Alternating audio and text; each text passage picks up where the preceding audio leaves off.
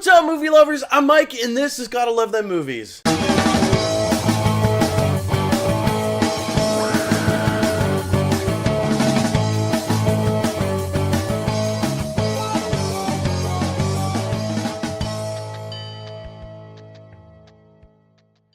You guys, Doctor Strange! I don't know where to begin. I don't know where to start. Where do I start with this movie?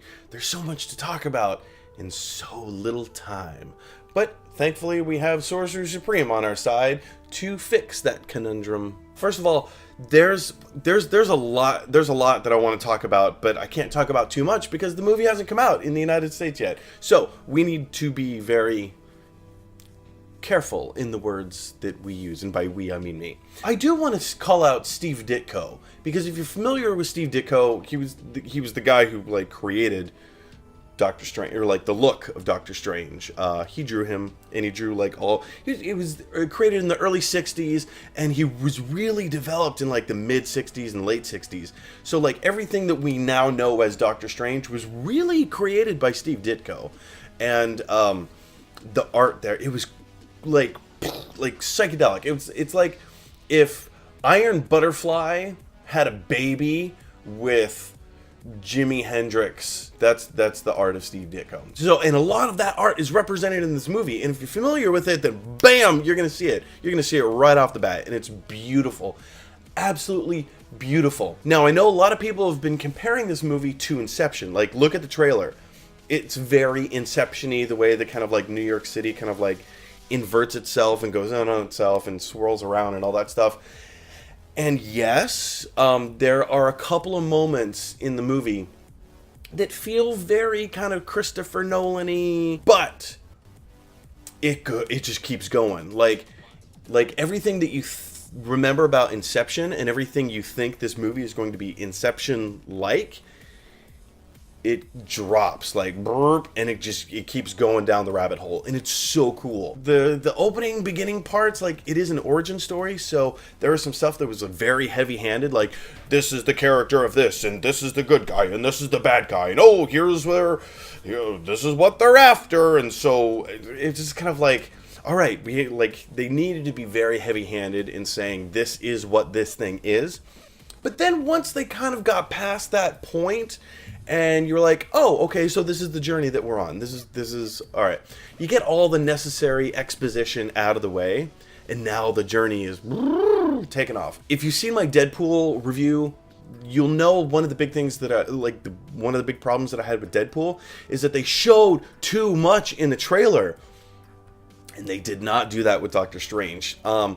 This movie has a runtime of just under 2 hours, and there's only a few key parts that they show in the trailers and all the featurettes and stuff.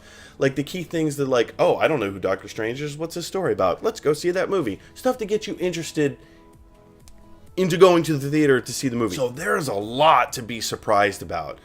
A lot. And again, if you're familiar with the comics, you're going to be surprised in a very pleasant way. There's a lot that I want to say about this movie, but I can't talk about specifics, but I can talk about acting. Benedict Cumberbatch. When I saw him in the trailer and he was doing his American accent voice, I was like, oh man, that's I don't know, it's not working for me. But in the movie, I completely forgot that Benny Cumbery was English. And by the way, is there a more English name ever than Benedict Cumberbatch? Mads Mikkelsen did a great job.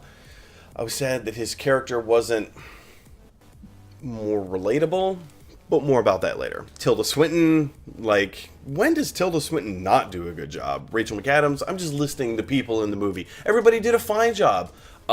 There wasn't anything that was whoa, in terms of acting. Not that there needs to be. I mean, it's a Marvel film, so it was great. It was fine. I really enjoyed it. So for acting, you guys are getting a 15 out of 20. Directing. Okay, Scott Derrickson. Scott Derrickson is a known horror filmmaker. So I was really excited to kind of see horror elements brought into Doctor Strange. And there really weren't. But just know, Scott Derrickson, for directing, you had a hard job to do. Because those visuals, holy cow, everything that I'm sure was on the written page, and just making that come alive, there were some really fun moments. There are also some moments that needed a little oomph. And I think I kind of talked about that, and kind of like the film was still trying to find its footing a little bit. All in all, directing, Scott Derrickson, you're getting 18 out of 20. Okay, so for writing, you know, the two highest scores in this movie are going to directing and writing. So writing is getting a 17. It was a really solid story. Like I said, there was all the exposition heavy stuff like towards the beginning of the movie, just to get it out of the way. But once it found its footing, and I think I'm saying that correctly, boom, the movie just took off. Never before in a film have I seen such good use of the elements of time, of the elements of space, in the elements of just like journeying into your mind, and just, like, because it does, like, it is a mind trip. This movie's a mind trip, and you need to go into that knowing that this movie is a mind trip. Like, I've never seen a movie do this before, and I don't. I want to talk about it, but I can't talk about it. But I want to talk about it, but I can't talk about it. There's another point in the movie that I was a little confused about. I'm not exactly sure where this movie fits in the overall MCU. Captain America, the Winter Soldier. Before Agent Sitwell is killed by possibly the Punisher in his big yellow truck, and also kind of Bucky Barnes. He's on the rooftop. He's being questioned by Falcon, Captain America, and Black Widow. And during this questioning, he lets out the name Stephen Strange. So obviously we know that Hydra has been made aware of Stephen Strange's whereabouts. Or he's on the map. He's on the grid, essentially. Now, I would have to assume that the reason that Hydra is interested in him is because he is Sorcerer Supreme. Or somewhere on his journey becoming Sorcerer Supreme. Something like that. So I would have to assume that this movie takes place before Winter Soldier. That being said, I genuinely don't know how to say this without giving away spoilers. And I'm not going to give away spoilers. Let me just say, I'm confused. I'll put it like this. I'm confused because it's already been established that in the Winter Soldier, we know of Dr. Stephen Strange's existence. But in this movie, Doctor Strange, I tend to believe it takes place either just before or just after Civil War. I want to say after Civil War. And I want to talk about this with you guys. So, hold on. If you guys have seen this movie, comment below, tweet me at GLT Movies, because we need to have a discussion. Effectiveness. It's a Marvel movie. It's a comic book movie. It's supposed to be fun. It's supposed to be engaging. It's supposed to be da-da-da-da. Here's the thing. I don't know what genre movie this is. If I had to pick, I'm probably going to go with a drama. Because, you know, like, Winter Soldier was a political thriller. Guardians of the Galaxy was a space opera. Ant-Man was a heist movie. So what was the genre of Doctor Strange? I can't quite put my finger on it. There was a grandeur to this movie that was visually represented. And it wasn't until after I saw the movie and I had time to process it, went back to my hotel room, and I downloaded the soundtrack to the film by Michael Giacchino. Giacchino or Giacchino? Brilliant score writer. This guy has made some of the best soundtrack music in modern history. Right up there with Hans Zimmer. I feel like this movie was missing the musical grandeur that the film was visually represented by. And what I mean by that is, let's look at Iron Man. Iron Man had a really strong musical theme. Even Iron Man 3, probably the strongest musical themes of the three films. The first Avengers movie had a strong musical theme. It was big. It was grand. Even though Captain America, the first Captain America had a big, grand fanfare. It was literally called the Captain America March. Guardians of the Galaxy had great music in it.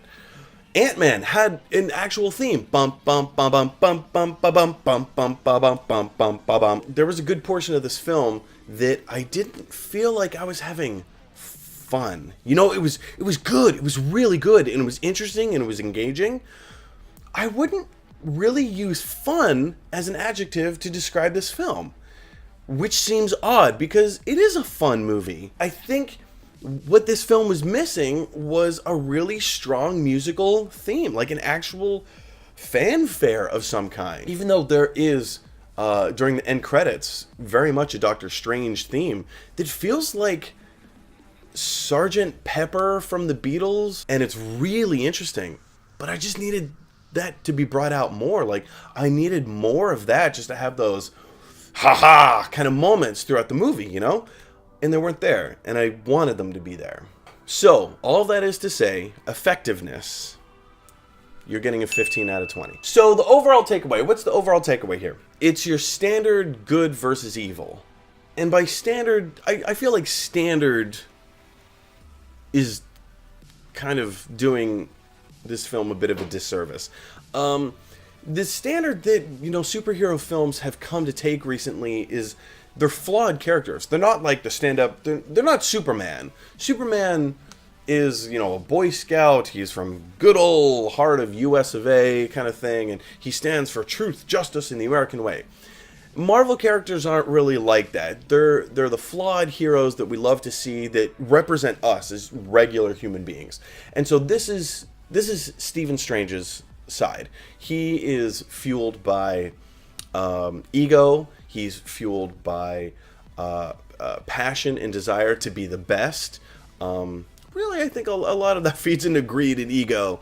And to see him kind of change his worldview a little bit and say, hang on a second, blah, blah, blah. Everything that's going on right now, it's bigger than I am. I have the power to do something about it. I have the ability to do something about it. So now I'm faced with a moral dilemma, a moral choice. Am I going to do the thing that I initially came here to do? Or am I going to take the higher road? And I think that's why we do follow these characters, is because hopefully, especially in the world that we live in right now, we can see these characters and say, this is who I connect with, this is who I identify with, and that's Stephen Strange. And that's to say, take the moral high ground.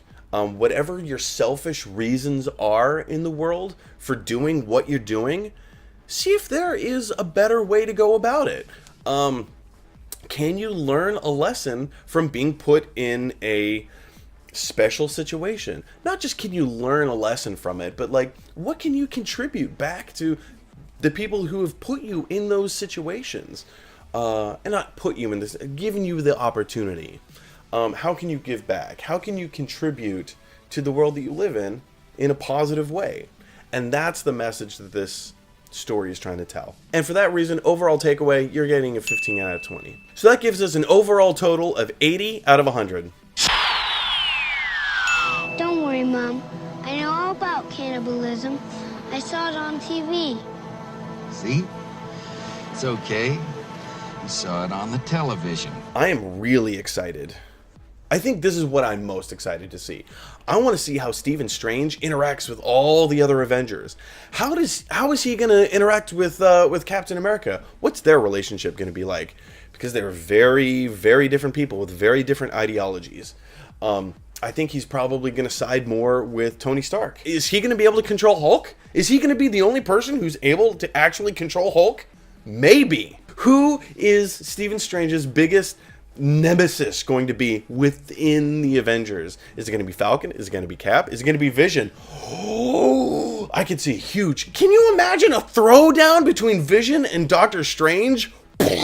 That would be amazing. Paul Bettany and Benedict Cumberbatch, two of England's greatest actors in our modern day, going at it in a comic book film. How cool would that be? So guys, did you see Doctor Strange? Did you love it? Did you hate it? Are you somewhere in between? Let me know. I want to know in the comment section below. Also, if you like this video, click like. If you really like this video, click subscribe. And if you really, really like this video, click share. Because that's what Sorcerer Supremes want you to do. Alright, movie lovers, I'm out of here.